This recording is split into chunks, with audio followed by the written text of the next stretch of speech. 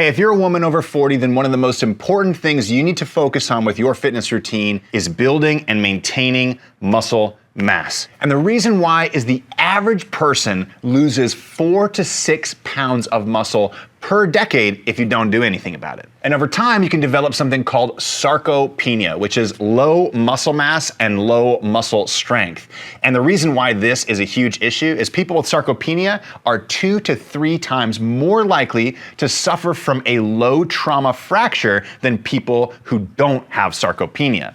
Now, the problem though is that most people, especially women over 40, don't know the best movements to help build and maintain lean muscle mass. But today, I want to share with you 2 simple movements and a couple different variations that are going to help you build and maintain this lean muscle mass in as little as 10 minutes a day.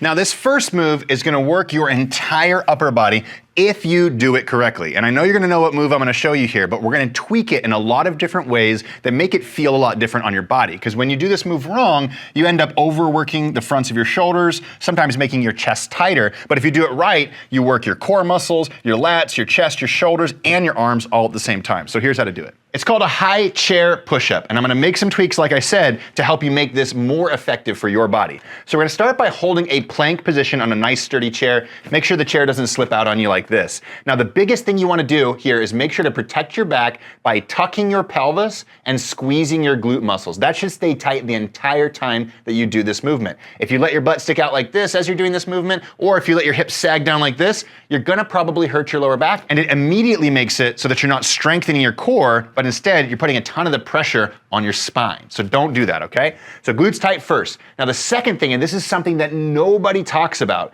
is instead of pushing your hands forward like this to hold you in that plank position, imagine dragging your hands backwards like this, almost like you're trying to pull the chair towards you. Now you don't actually have to move anything, but what you'll notice is in the normal position, you'll feel your neck and the tops of your shoulders are firing.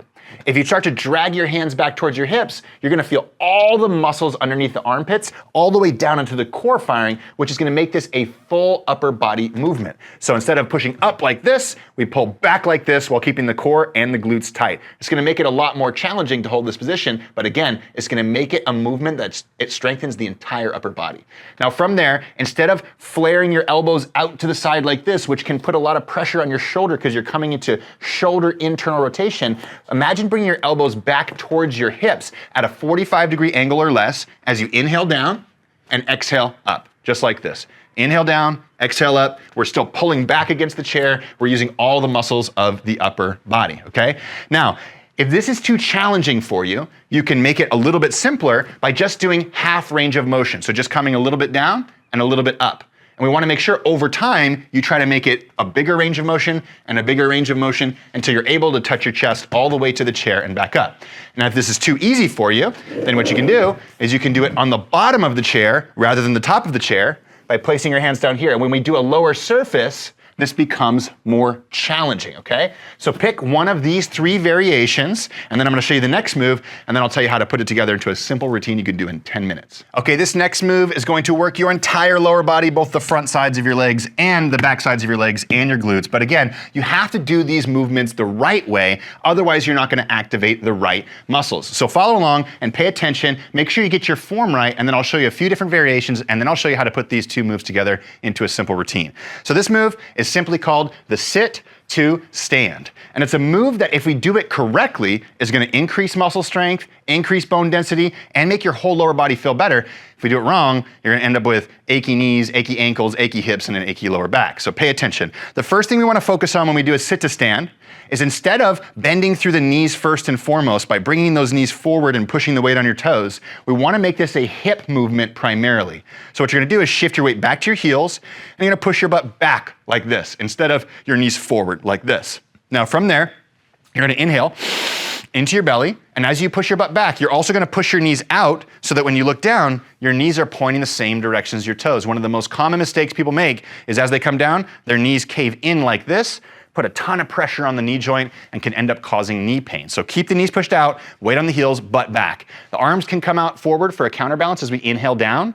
Then we reverse the motion. I like to always think about bringing my belly button between my thighs like this, but keeping a nice flat back so I'm not rounding forward. I'm just coming forward like this, pushing the heels into the ground and standing back up, okay? So A little faster, it's real simple.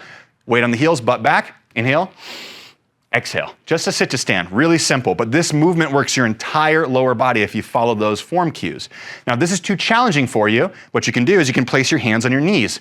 Inhale, place your hands on your knees, then use your hands on your knees to help you get out of the bottom position. Exhale, and try to maintain all those key points of alignment, but this time using your hands for support, okay? And if this becomes a little bit too easy for you, the regular sit to stand, then we can do a fully extended one by coming down at the top, coming all the way up on the toes and moving a little bit faster. The speed is gonna increase the amount of muscle that you're gonna be recruiting during this movement, and it's also gonna help you increase your bone density at the same time. So pick one of these 3 sit to stand variations, and then let's put it together into a simple routine you can do from home in 10 minutes. Okay, so here's how you put these 2 movements together into a simple routine that you can do in 10 minutes from the comfort of your own home.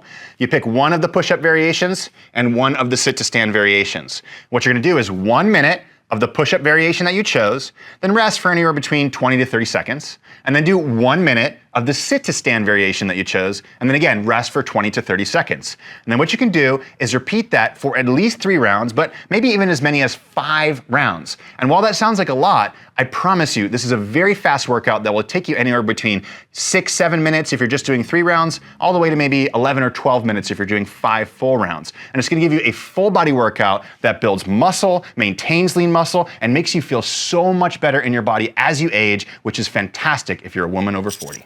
Hey, these 2 moves are great, but there's a lot more moves that will give you strength and flexibility across your entire body. And if you're a woman over 40, most fitness programs aren't making workouts that are actually scaled to your level. They're not meeting you where you're at. But that's what we do at WeShape. We create customized routines with the right movements and stretches for your body to make you feel amazing again. So if you want to try out one of these routines for free, all you got to do is click the link below. Take our free quiz so we can customize your plan, and then you can try the whole thing for free.